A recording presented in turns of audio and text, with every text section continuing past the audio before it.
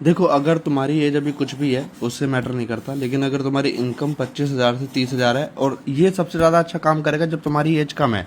तुम्हारी एज कम है, तुम्हारी इनकम जो है वो 25 से 30,000 है, तो तुम्हें कुछ चीज़ों को अवॉइड करना है। क्या अवॉइड करना है? देखो, सबसे पहले तो शो ऑफ अवॉइड करना है। देखो, मुझे पता है कि 25 से 30 साल की अगर तुम्हारी एज है तो तुम्हारा मन करता होगा नया कार लेने का, 1.5 लाख रुपए का फ़ोन लेने का, दोस्तों को उधार पैसा देने का, क्लबिंग करने का। लेकिन भाई, थोड़ा सा अपने मन को कंट्रोल कर लो और ये चीज़ें अवॉइड करो। ये चीज़ें अवॉइड करोगे तो तुम करोगे क्या? शो ऑफ की जगह तुम सेविंग्स करोगे। ठीक है, जो तुम पैसा ज़्यादा अपना शो ऑफ में लगाओगे उसको सेविंग में लगाओगे।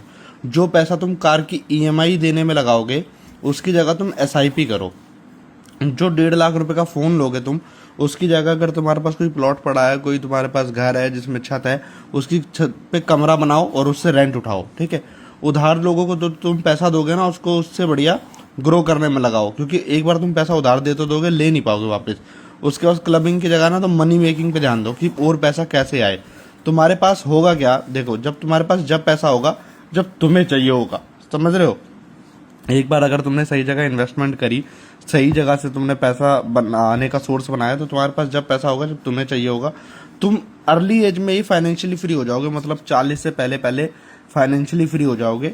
और अगर तुम ये गलती नहीं करोगे, सेविंग, एसआईपी, रेंटल, ग्रो, लगभग अपने 10-15 साल अपने जीवन के स्टार्टिंग में, तो तुम्हारे पास मोर इनकम कभी नहीं आएगी और तुम हमेशा ईएमआई ट्रैप पे फंसे रहोगे जिंदगी भर। सिर्फ जब से कमाना शुरू किया, जब से, और जब से लास्ट रहा जब तक, बस ईएमआई भरते रह जाओगे किसी ना किसी चीज़ की। समझ गए?